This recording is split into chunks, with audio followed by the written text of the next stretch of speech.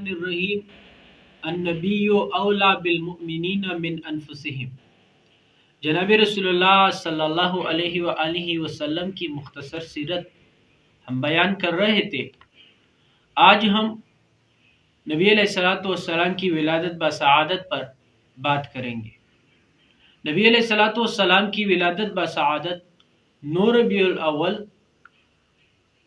یوم دوشنبہ 571 عیسوی کو صبح صادق کے وقت ہوئی، اور یہی قول تمام محدثین کے نزدیک راجح ہے۔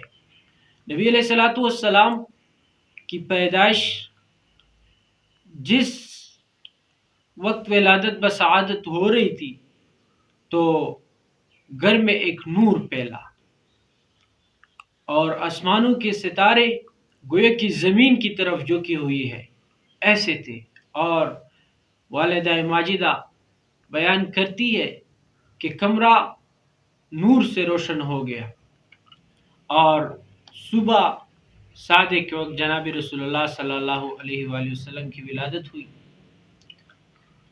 جناب رسول اللہ صلی اللہ علیہ وسلم کی ولادت کے 7ویں روز حضرت عبد المطلب نے عقیقہ اور محمد نام رکھا، اور والدہ ماجدہ نے جناب محمد رسول اللہ صلی اللہ علیہ وآلہ وسلم کا نام احمد رکھا، اور یہ دونوں نام قرآن مجید میں موجود ہے۔